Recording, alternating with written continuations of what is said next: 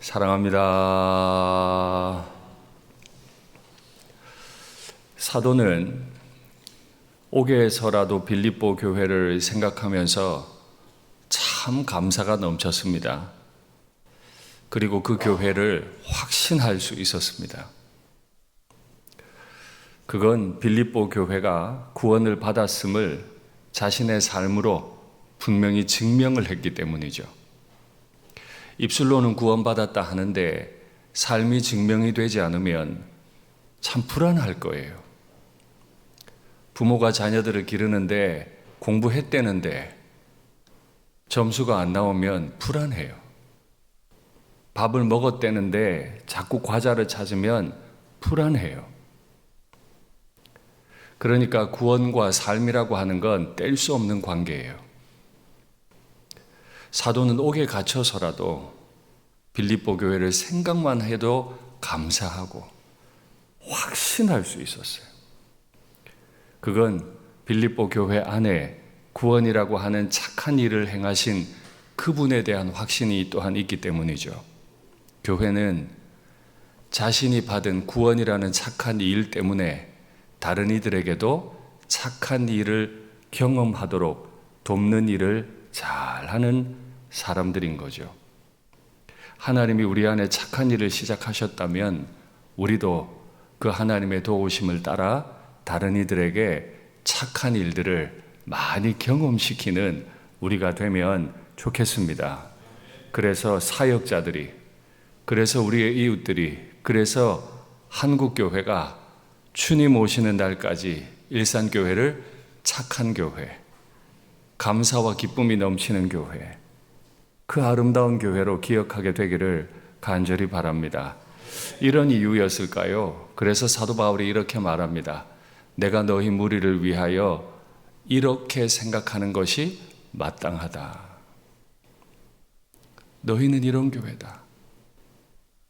와, 우리 담임 목사님 생각하면 우리 목사님 정말 이런 분이야.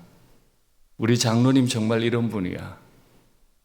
우리 성도님들 정말 이런 분이야. 진짜 그런 말을 들을 수 있는 사람들이라면 얼마나 좋을까요? 사도 바울에게 빌립보 교회는 이런 언어로 축복할 수 있었습니다. 이는 너희가 내 마음에 있음이며 나의 매임과 복음을 변명함과 확장함에 너희가 다 나와 함께 은혜에 참여한 자가 되었다. 내가 이런 말들을 너희를 위해 할 수 있는 건 너희가 내 마음에 있기 때문이다. 그런데 마음에 있다는 말은 내가 복음을 변명함, 복음을 확정함 뿐만 아니죠. 복음을 변명하고 확정하다가 나의 매임, 내가 어려움 당한 일들을 너희는 다 함께 해줬다.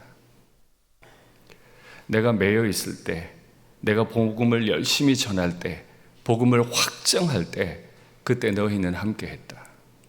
어떻게 함께 했나요? 바울이 고난을 당할 때 그들은 침묵하지 않았어요. 지난주에 말씀드렸죠. 에바브로디도라고 하는 귀한 성도를 파송해서 바울을 옥바라지를 도왔습니다.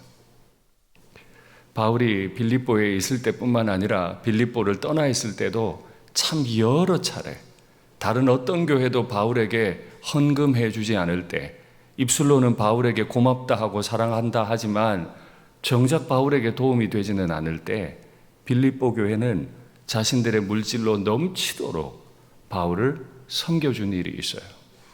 그래서 나의 매임과 복음을 변명함과 확정함, 이 일에 너희가 은혜에 더해서 함께했다. 고난도 복음 전함도 함께 하는 게 진짜로 은혜로 함께 하는 것인 줄 믿습니다.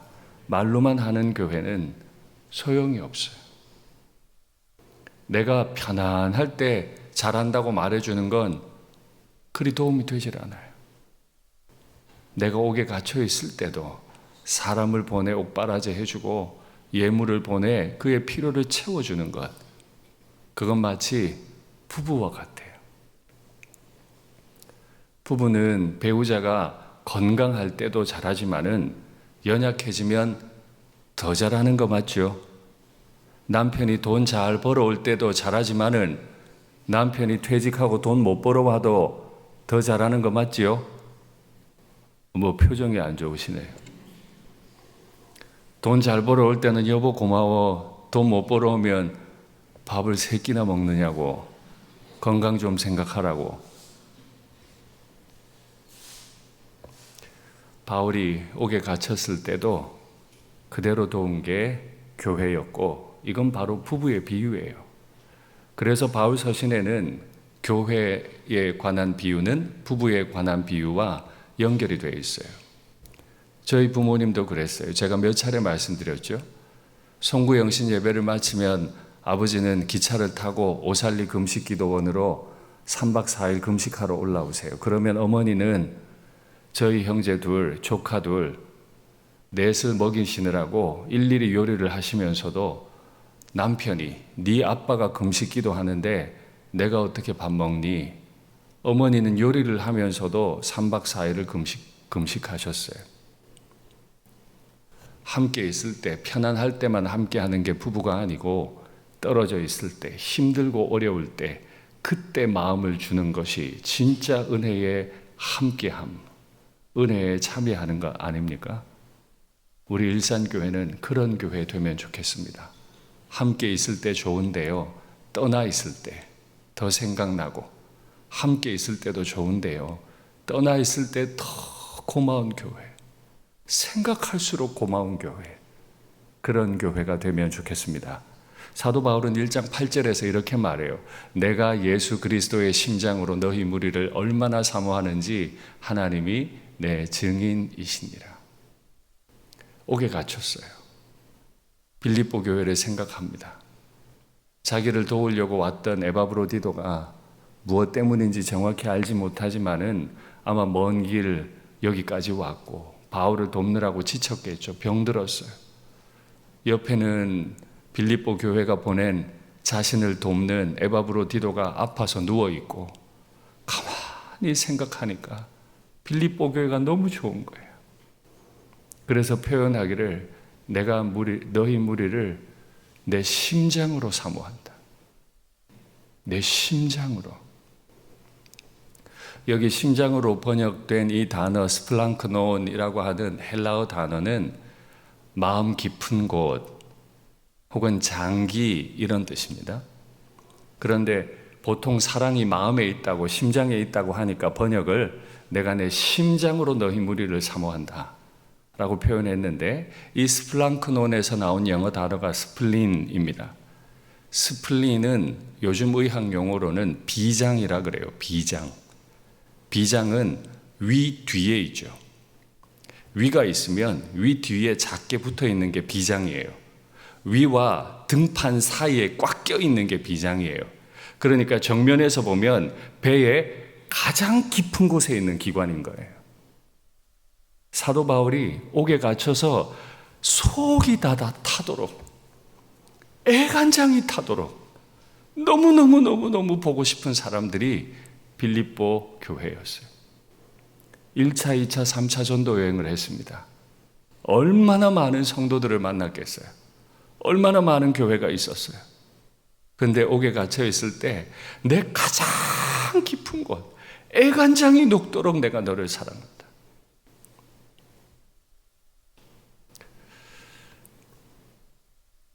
저에게 여러분은 그런 분들이십니까?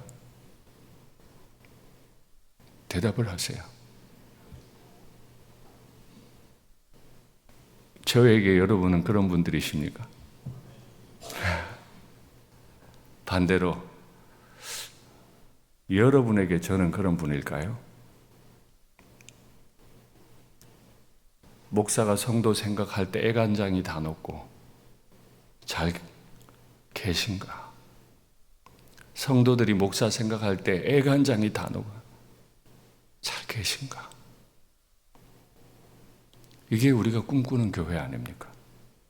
그런데 혼자 그렇게 생각할 수 있죠.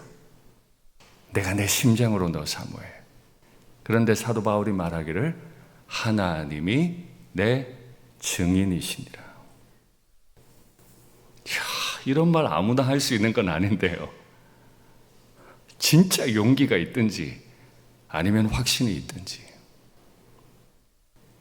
내가 하나님을 증인으로 불러 세워도 말할 수 있는데 내가 내 심장으로 너희를 사랑한다. 내 애간장이 녹도록 너희를 사랑한다. 우리가 이렇게 서로 사랑할 수 있으면 좋겠습니다. 뜬구름 잡는 얘기하면 안 돼요. 자꾸 서로를 비난하고 책망하고 밀어내면서 교회를 사랑한다? 이게 거짓말이잖아요. 아니면 내가 너무너무 좋아하는 사람들, 그들만 애간장 녹도록 사랑한다? 그건 이기적인 거잖아요. 그런 사랑을 성경에 기록하고 그런 사랑을 하나님 불러다 증인 세우지는 않잖아요. 내가 오래 다녔고 내가 좋아하는 사람 많고 내가 원하는 모습일 때는 애간장 녹도록 사랑하는데 나랑 좀 마음이 안 맞는 사람 있으면 교회 가기도 싫고 보기도 싫고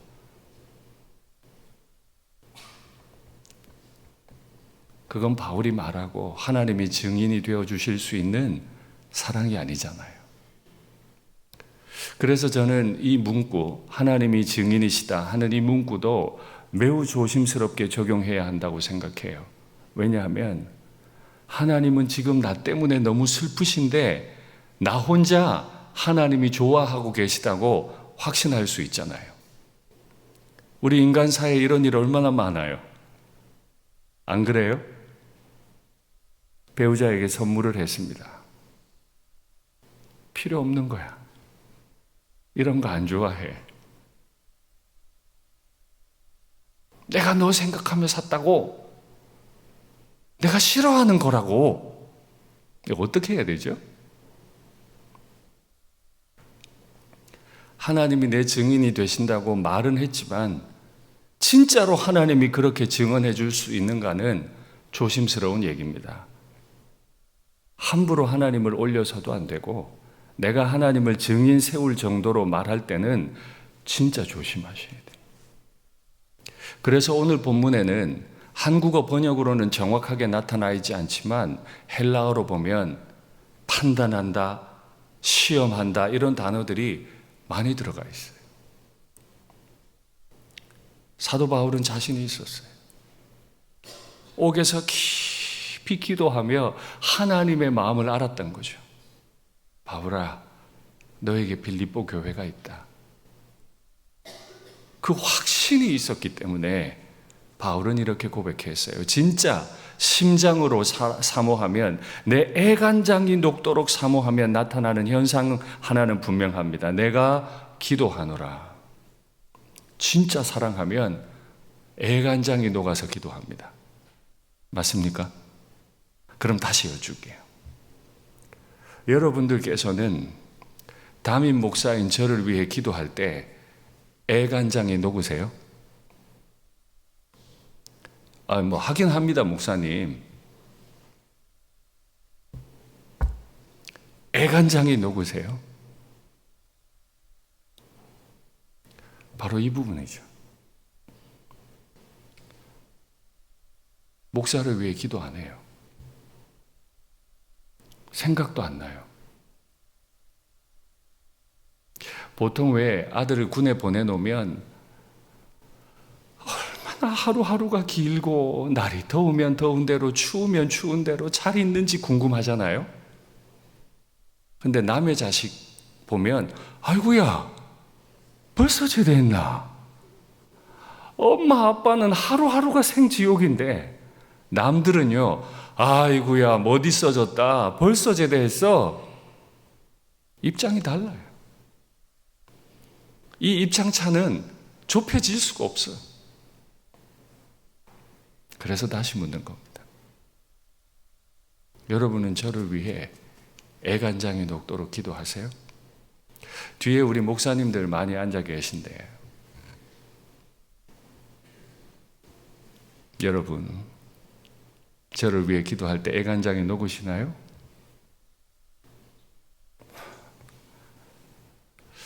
저는 저희 부교육자들 사모님, 자녀들 이름까지 다 부르는데 여러분도 다 부르십니까? 고개 숙인 분도 있네. 사랑하면 기도합니다. 사랑하면 기도해요. 최근에 새가족 신방이 좀 많았습니다. 몇 분이 그냥 저 생각하고 기도하면 자꾸 눈물이 났대요. 저를 뭘 하신다고? 저를 얼마나 아신다고? 근데 본지 얼마 되지도 않은 분들이 저를 위해 기도하다 자꾸 운대요. 참 고마운 일입니다. 참 힘이 나요. 우리 서로 그렇게 간절하게 기도할 수 있으면 좋겠습니다. 그러면 기도를 하는데 어떤 제목으로 했을까요? 오늘 본문을 저는 기도 제목을 크게 세 가지라고 파악해 보았습니다. 첫째, 너희 사랑을 점점 더 풍성하게 하시기를 원한다. 너희가 사랑이 있는데 지금도 나에게 충분한 사랑을 주어서 내가 너무 기쁘고 감사한데 너희 사랑을 점점 더 풍성하게 하시기를 원한다. 사랑이 찌그러들면 안 되죠. 사랑이 말라버리면 안 돼요. 주님 오시는 날까지 우리의 사랑은 더 커져야 할 줄로 믿습니다. 신혼여행 갈 때는 뜨거운 사랑인데 신혼여행 갔다 올 때는 싸늘하게 식으면, 젊을 때는 뜨겁게 사랑했는데 아이 낳고 인생 힘들 때는 싸늘하게 부부의 사랑이 식으면 안 되듯 교회의 사랑은 점점 더 풍성해져야 할 줄로 믿습니다. 우리가 그런 사랑하면 좋겠습니다. 그러면 우리의 사랑이 어떻게 더 풍성해져 갈까요? 지식과 모든 총명을 더해야 합니다. 오늘 본문에 그렇게 나오죠? 지식과 모든 총명을 더해라. 지식은 에피그노시스라는 말로 기록되어 있습니다. 그노시스가 원래 지식이에요. 그런데 에피라고 하는 접속사가 붙으면 참된 지식이라는 뜻입니다. 여러 지식이 있지만 빌립보 교회 너희 안에 하나님이 참 지식을 넣어주시기를 원한다. 모든 총명을 주시기를 원한다 할 때 이 모든 총명은 아이스세시스라고 하는 이 단어인데요. 깊은 통찰력이에요. 아유, 목사님 힘들겠지. 사도 바울 복음 전하다 옥에 갇혔으니 아이고 힘들겠다. 아니고 그의 내면에 대한 깊은 통찰력. 아유, 우리 교우 중에 이렇게 편찮으신 분 얼마나 마음 졸이고 힘들까. 기도를 하는데요. 자꾸 깊어지는 거예요. 그의 아픔이 그냥 내 아픔이 다 돼버리는 거예요. 그래야 사랑이 커지죠. 그렇죠? 아이 군에 보내놓은 엄마 아빠는요, 맛있는 거 먹을 때마다 그 새끼가 더 생각이 나. 자꾸 내 새끼 생각이 나서 미안해서 아들 군에 보내놓고 맛있는 걸 먹을 수가 없어. 미안해서 어떻게 먹어? 그 마음이 그대로 와버리는데 바로 이 상태가 깊은 통찰력, 모든 총명이라는 뜻입니다. 이게 더해질 때 사랑이 점점 더 커지는 거예요. 진짜 이런 성도, 이런 교회가 되기를 원하세요? 아니, 힘있게 아멘 해보세요. 원하세요? 아멘. 우리가 이런 사람 되면 좋겠어요. 예수님이 이런 사랑을 하셨어요. 진짜 사랑할 수 없는 사람인데 참된 지식과 깊은 통찰력을 가지고 한 죄인을 바라보시고 이 사건을 이해하셨어요. 요한복음 8장 보죠. 서기관들과 바리새인들 이름만 들어도 무서운 사람들이에요. 이 사람들이 음행 중에 잡힌 여자를 끌고 와서 가운데 세웠습니다. 얼마나 자극적이에요. 여자를 끌고 온 것만 해도 자극적인데 음행하는 중에 잡힌 여자를 데리고 왔으니까 이게 얼마나 지금 자극적인 상황이에요. 여러분 한번 상상해 보세요. 누가 가늠하다 현장에서 잡혔어요. 그 여자를 질질 끌고 왔어요. 이 상황이 얼마나 자극적이냐고요. 가운데 세웠대. 이보다 더 자극적일 수 있나요? 예수께 말하되 선생이여, 이 여자가 간음하다가 현장에서 잡혔습니다. 간음하다 현장에 잡혔다는 말 지금 2번 하죠. 모세는 율법에 이러한 여자를 돌로 치라 명하였거니와 선생은 어떻게 말하겠나이까? 정말 심각한 죄를 현행범으로 그 여자를 가운데 끌어와 놓고 율법을 이야기하기 시작해요. 돌로 치라 했습니다. 굉장히 자극적인데 피할 수 없는 치명적인 말까지 해요. 법이요, 모세요, 돌로 치라 했습니다. 여러분, 여기 다른 말 가능합니까? 이 상황에 다른 말 할 수 있습니까? 그런데 여러분, 결론을 다 알고 계시죠? 이 자극적이고 이 치명적인 상황에서 예수님은 사랑이 더 커지셨어요. 법을 어겼잖아요. 법을 어겼잖아요. 그것도 현행범이잖아요. 법대로 하시오. 쳐 죽였습니까? 죄인인데 주님은 법대로 안 했어요. 그 법을 내신 하나님에 대한 깊은 지식과 깊은 통찰력이 있으셨어요. 자극적으로 이해하지 않으셨어요. 다르게 이해하셨어요.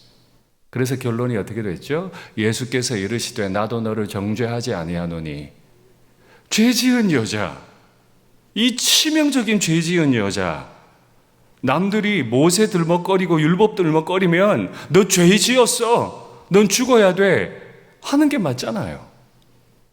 근데 그렇게 안 했어요. 정죄하지 아니하노니 가서 다시는 죄를 범하지 말라 하셨다. 그 여자가 간음한 행동은 죄였습니까? 아닙니까? 죄입니다. 죄 중에도 너무 자극적인 죄예요. 주님도 이 여인을 죄인이라고 생각하셨어요. 그런데 돌로 치진 않으셨어요. 나도 너를 정죄하지 아니하노니. 우리의 사랑이 점점 더 풍성해지기 원한다면요, 이렇게 자극적인 죄에 대해서도, 이렇게 치명적인 상황에서도 정죄하지 않을 수 있어야 합니다. 가능하시겠습니까? 가능하시겠어요? 그런데 우리는 얼마나 날이 서 있어요. 저런 게 교회 다닌다고, 저런 게 목사라고, 저런 게 성도라고. 우리 얼마나 많이 이렇게 말해요. 그런데 우리 주님은 분명히 죄인인 이 여인에 대해서 나는 너를 정죄하지 않겠다 하고 보내세요. 그런데 여인만 보낸 게 아니라 그 이름만 들어도 무서운 서기관과 바리새인들도 다 가버렸네요. 돌로 안 치고. 왜 그랬을까요?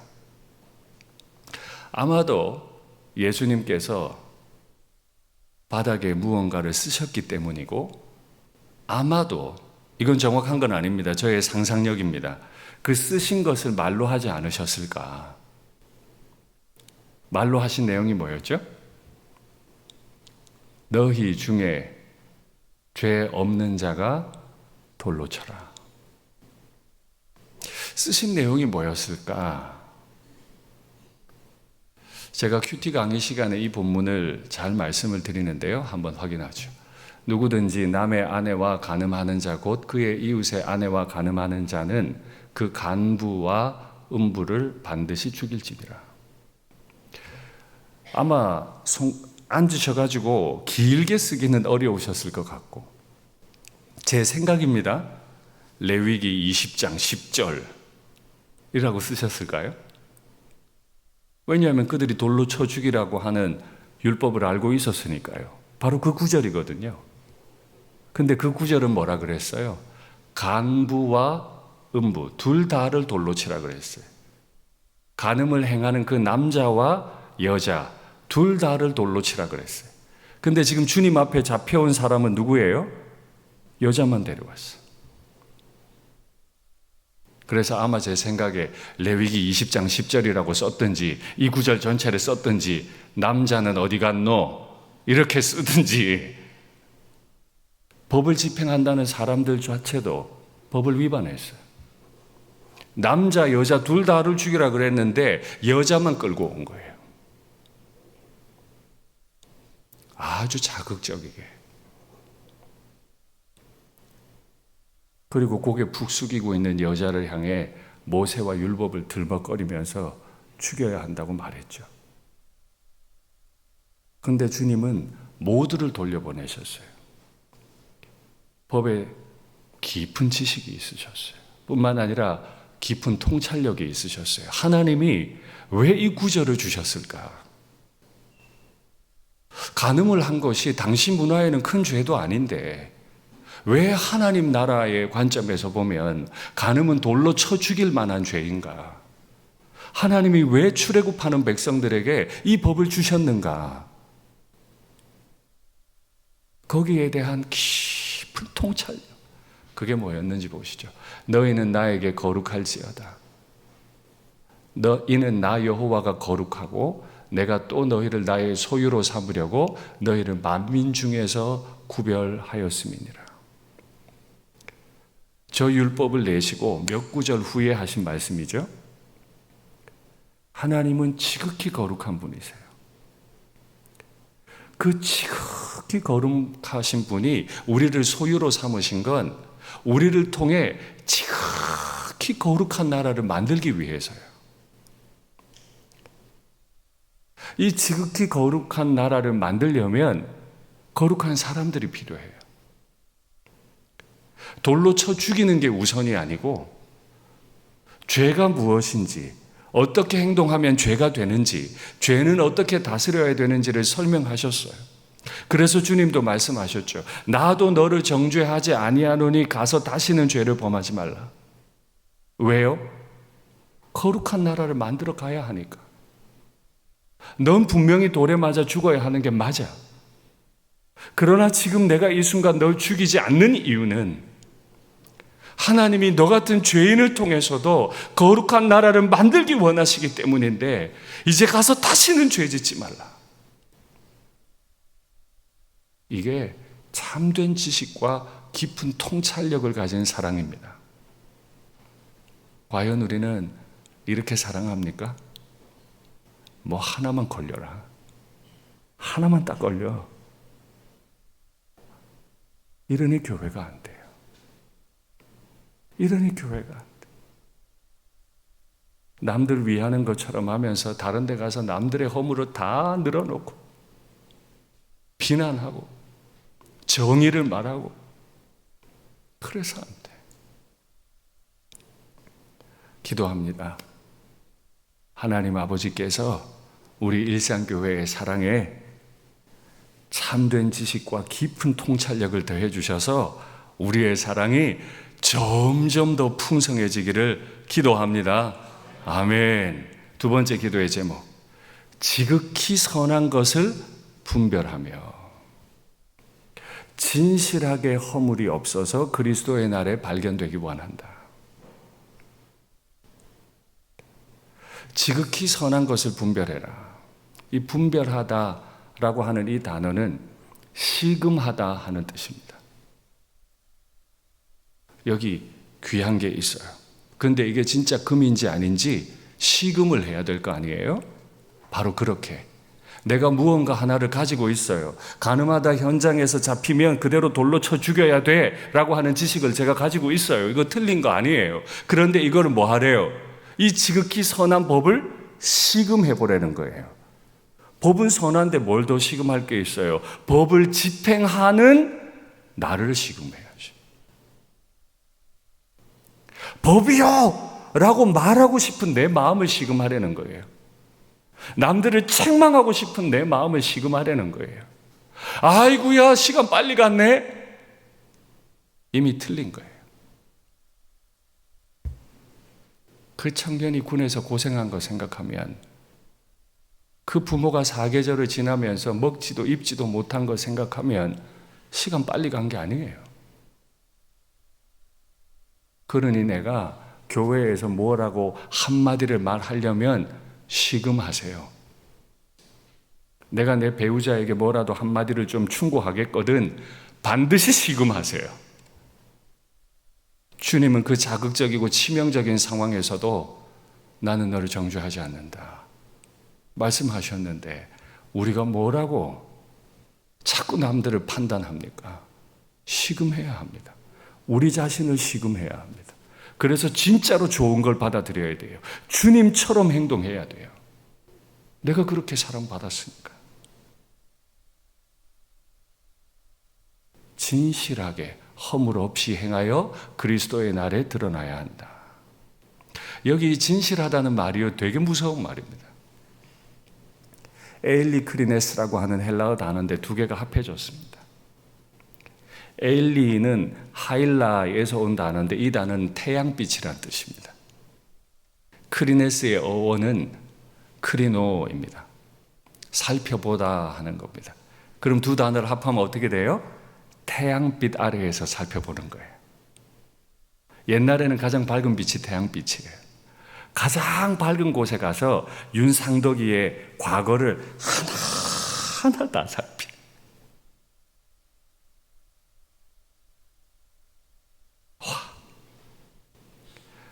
털어 먼지 안 나오는 사람이 있느냐? 맞잖아요, 그죠? 만일 주님이 가장 밝은 주님의 빛 앞에서 우리를 터신다면 털릴 게 있을까요? 없을까요? 대답을 하십시오. 있을까요? 없을까요? 있습니까? 나도 털릴 텐데 남을 털어요?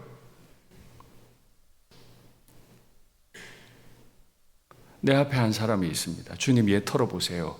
얘 이런 죄 지었고요, 저런 죄 지었고요, 얘 큰일 날 놈이에요.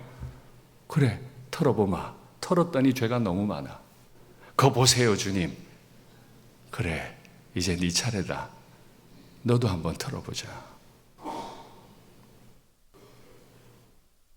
밝은 주님의 빛 앞에서 날 털면 털릴 게 얼마나 많을까. 이게 진실하게. 아유, 무서워서 어떻게 설교해? 무서워서 어떻게 설교해? 내가 널 정죄하지 아니하노니 그 사랑 때문에 제가 지금 설교합니다. 그 사랑 때문에. 허물 없이. 허물은 비틀거림이 없다는 뜻입니다. 남들을 비틀거리게 함 없다는 뜻입니다.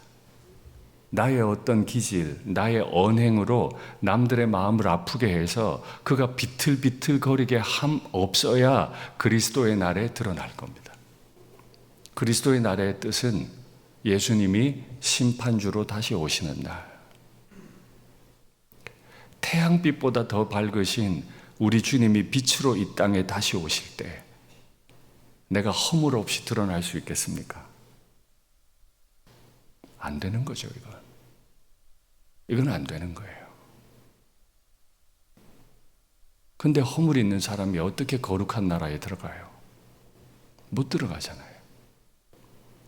그래서 하나님의 아들이 십자가 피로 씻으셨죠.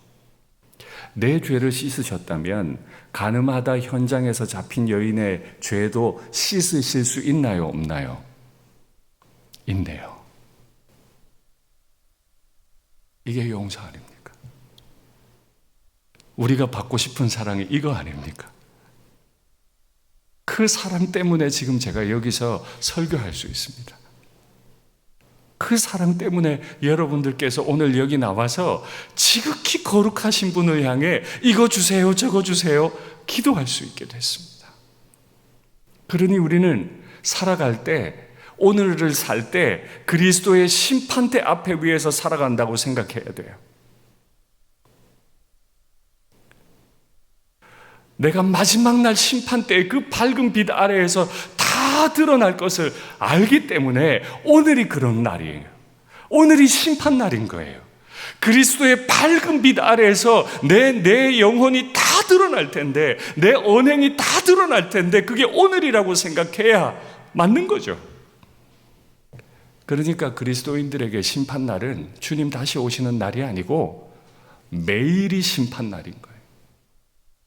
매일이. 너무너무 두려운 말이죠. 세 번째, 이렇게 조심스럽게, 이렇게 두렵게 살아갈 때 너희로 하나님의 영광과 찬송이 되기를 원하노라. 도저히 하나님 앞에 설 수 없는 인생이지만, 법으로 하자면 다 돌에 맞아 죽어야 하지만, 오늘 내가 여기 설 수 있는 건 목표가 있어서, 나도 너를 정죄하지 아니하노니 다시는 죄를 범하지 마라. 뭐 때문에요? 죽고 끝나는 게 중요한 게 아니고, 우리로 하여금 그 죄의 구렁텅이로부터 벗어나서 하나님 앞에 영광을 올리고 찬송을 올리는 사람으로 새롭게 살아가게 해주시고 싶은 거예요. 우리가 그렇게 되기를 간절히 바랍니다. 근데 이게 어떻게 되죠? 예수 그리스도의 의로 말미암아, 그리스도의 덮어주시는 사랑, 날 용서해 주신 사랑, 그것으로 말미암아 내가 열매가 풍성해져요. 내가 죄 많은 인생인데 모세의 율법 따라 오늘 돌에 맞아 죽어도 나는 어떤 말을 할 수 없는 상황인데, 그런 나를 정죄하지 않아 주시는 분 때문에 죄 짓지 말고 새로운 삶을 살아봐 말씀해 주시는 바로 그분 때문에, 그분의 의 때문에 내가 열매가 풍성하게 나타난다. 우리의 삶의 열매가 풍성해야 할 줄로 믿습니다. 이 열매가 어디로부터 와요? 덮어주시는 사랑, 불쌍히 여겨주시는 사랑. 그 자극적이고 치명적인 상황 가운데서도 내가 널 사랑한다, 다시 살아봐 해주시는 우리 주님의 그 은혜가 주님 앞에 다시 서게 해주실 줄 믿습니다. 말씀을 맺겠습니다. 옥에 가만히 엎드려 빌립보 교회를 생각하니까 너무 좋은 거예요. 내 심장 다해 사랑할 수 있겠는 거예요. 어떻게 그럴 수 있었죠? 빌립보 교회가 용서받은 걸 아는 거예요. 어떤 사랑을 받았는지 아는 거예요. 그래서 그 사랑을 다 바울에게, 성도들에게 나눌 수 있었어요. 우리에게도 동일한 사랑이 주어졌는데, 내가 너 정죄하나니 거룩한 열매 가득히 살거라, 보냄받은 우리로 살아가게 되기를 간절히 바랍니다. 아멘.